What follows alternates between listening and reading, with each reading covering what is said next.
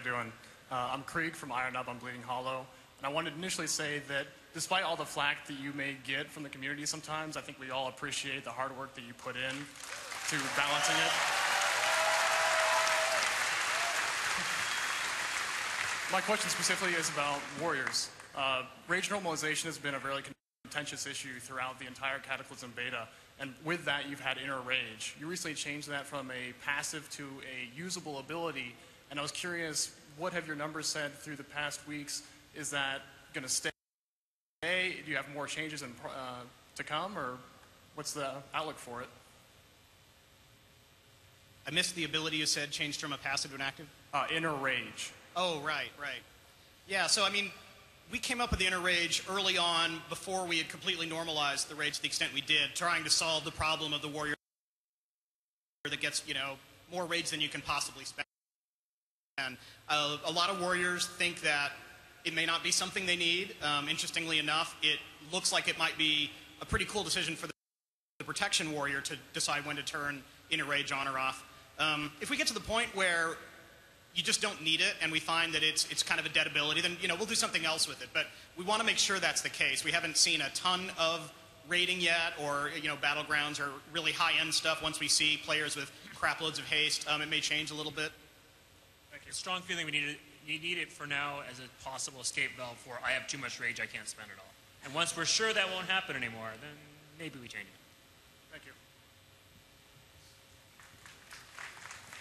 Hey guys, I have a question about the level 85 Warlock ability, Demon Soul.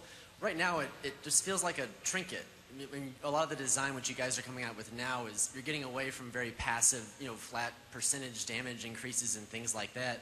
And that's what the ability seems like. I know there's not a lot of people at 85, we haven't really tried it out yet, but it seems like it's not really towards your design goal of being really having a fun, ability. So I was just wondering, why you felt that Warlocks needed an ability like that, and what the design intent of the ability would be. I think a lot of the design intent for a lot of the new abilities, all the 3 new abilities, is try to have something that we didn't want to give a class another Frostbolt ability, basically, something you're using all the time. We want to make more niche kind of.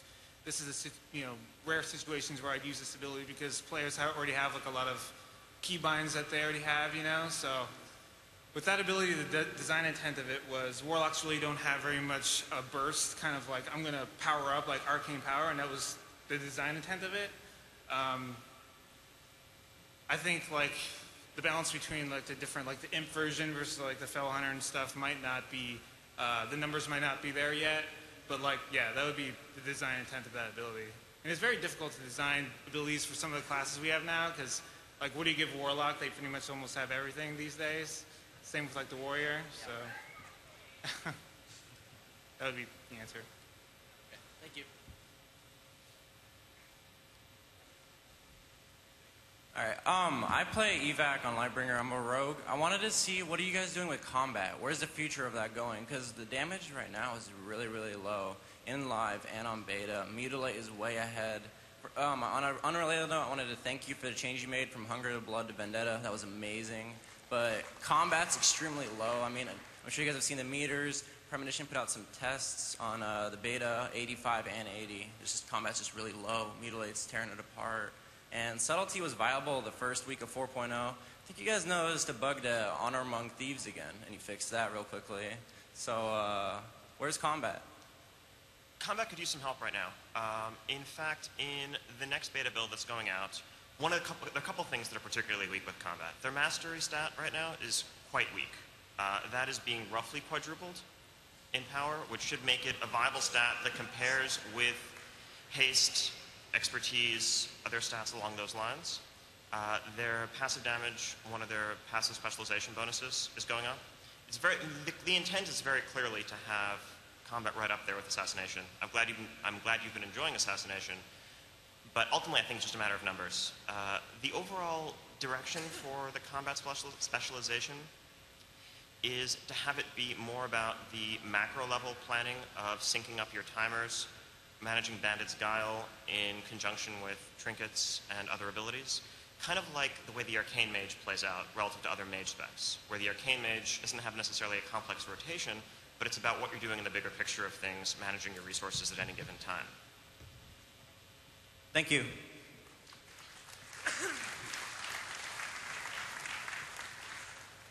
Hi, I'm Suzu Shearer from Big Crits, and I was gonna ask about the moose that you apparently promised us, GC, but apparently you just told WoW Insider that we can't handle the moose, so there goes that.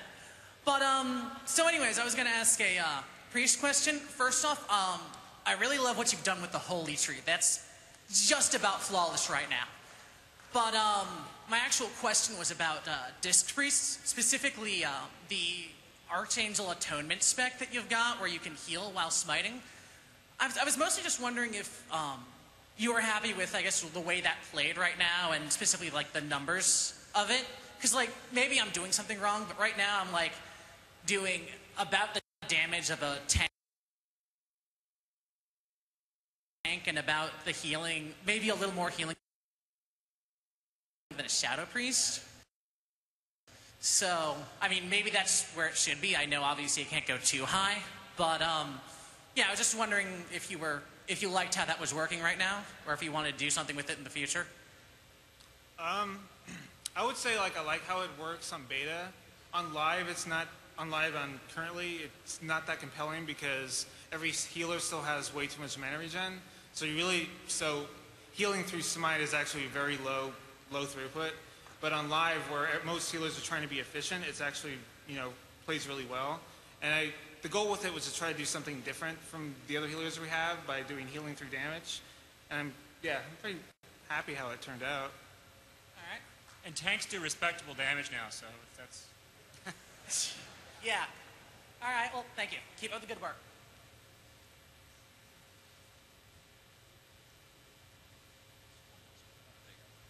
All right. So to say I love what you've done with the Hunter. However, when the Death Frost enchant first came out, I died a bit inside. We were seeing all these chance to proc on a melee attack or a spell. And I'm just wondering, are Hunters ever going to get a fun melee enchant, or are we going to be stuck with an upgraded version of an enchant that we've had since like patch 1.5? So, I have some bad news, unfortunately. For a while, you're going to be stuck.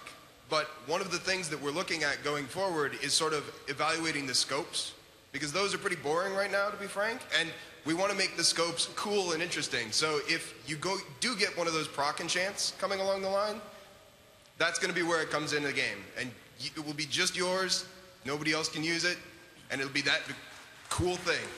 Mongoose, right? We're going to get Mongoose. No comment. Mongoose scope.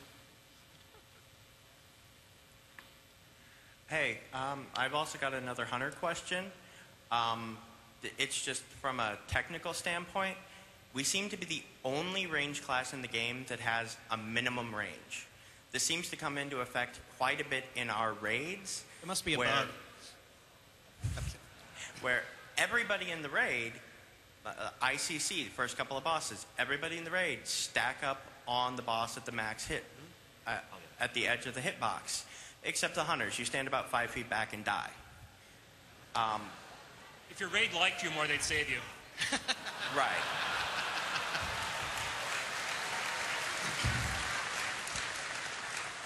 My question is just, mages, warlocks, priests, they're all ranged classes, but they can stand directly in front of you and repeatedly use what would be a ranged attack.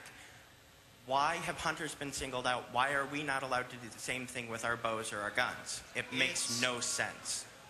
It's part of the overall flavor of the Hunter class, unfortunately, and just goes hand in hand with using ranged weapons. That said, I'm very sympathetic to the reality on fights like Lord Marigar and other bosses that have very large hitboxes, which works to the advantage of melee because it lets you spread out, but effectively it's subtracting from the viable range for Hunters. That issue in particular is something that we've discussed addressing because it is intended to make life easier for you, not harder. And life would be easier for you on Marigar if he were smaller. And that's just not how it's, ideally going to work.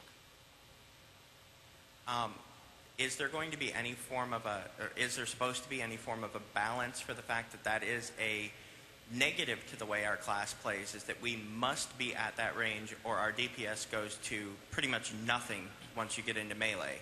Is there going to be something that cancels that out and makes it us a slightly more viable ranged class than somebody who doesn't have that negative. At the same time, you can shoot while moving, and a mage can't channel his spells while moving. So there's trade-offs, right? Or a rogue or a cat can't do anything when they have to run around the room, and you can. So there's different classes of different strengths in different situations. Hunters also have like a lot of abilities to get out of melee range. Like that's why disengage was made as a jump away from your target kind of ability to get away from like the shadow priest standing on top of you. But pretty much any ranged class, if a melee is on top of you, you know, you're not doing your highest damage, right? So.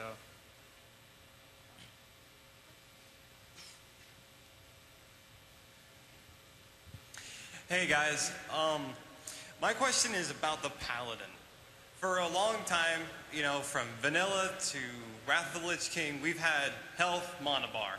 Then one day we come out of nowhere and holy crap, we've got combo points.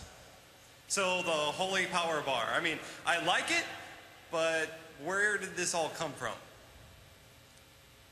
We decided mana feels good when it's the kind of thing that lasts for a long period of time, and then you kind of run out of it near the end, and then, you know, you have things like evocation or whatever that can give you a little bit of mana back, but otherwise, it's dependable over short periods of time, and eventually it goes away. And so originally the Paladin was kind of designed to like, oh, the mana bar will constantly go down, and then it'll constantly get refilled again. And that just never felt right. So more or less in Lich King, the Paladin design kind of bent, well, they have no resource at all except for cooldowns. They just kind of have to manage whatever's coming off cooldown, and you're playing whack-a-mole, whatever's coming off, and you hit that. It worked okay, but I mean, honestly, I think everyone in this room is pretty familiar with the problems we've had with that design. And we decided ultimately they needed a real resource. We wanted a resource that kind of had that build up and then hit really hard at the end feel. Holy Power is not as nearly a big a deal for the Paladin as combo points are for the Rogue. I mean, the Rogue can do nothing without that. The Paladin can ignore it a little bit and do okay. So it's a new feature. Don't get me wrong. We're going to have to iterate a lot before it feels right, but we're pretty excited about where it's going. Yeah, without that, we can't, without having a meaningful resource decision, it's just that cooldown whack-a-mole, where one macro can play your character. We want there to be more to Paladin than that. Yeah, like a lot of the class revamps we did, I mean, we look at the class and we say, you know, where's the gameplay? Like healers having limited mana, where's the gameplay worth you managing your healing spells? The hunter, like, you can pretty much get a black Sharpie and put it over your mana bar because you don't even think about it. So where's the gameplay there?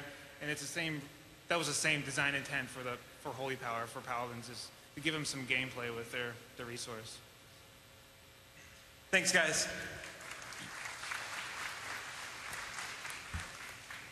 Hi. I had a question about the spell Wild Mushrooms. Currently, if it does a lot of damage if you stack 3 right on top of each other, but it has a very narrow range of 3 yards, and also the targeting reticule makes it very imprecise, so you often don't get it stacked where you want to. Do you have any plans to make it more usable or possibly disincentivize stacking it? I don't think players have really grasped like the usefulness of the spell yet. Like in some of my dungeon runs that I've done on beta, what some of our Feral Druid tanks do, for example, is after they've done the fight once or twice, they know where some of the ads are going to spawn. So what they do is they put a mushroom at all the spawn points, and when they spawn, you can cast the detonation while you're in feral form. So you cast detonate, and all the ads just come right towards you. So that's an example of like, I don't see a lot of players have really understood like that strategy for the spell yet. And the spell is kind of supposed to be, when all the mushrooms are stacked on top of each other, it's supposed to be like, yeah, like a lot of burst damage. You put them in front of the War Song Tunneler or something like that. But as for spreading them out, yeah, you're probably not going to do as optimal damage, I guess. So the gameplay is kind of, you're supposed to stack them up if you want to do really, really burst damage. Thank you. Good afternoon, gentlemen. Right now, I have a warrior. I'm over like close to 390 days played, and I've been thinking that it would be a cool idea to actually eventually be able to have a quest line to change, let's say, a warrior into Death Knight, or let's go a paladin into something else. And is that something you guys have ever thought about?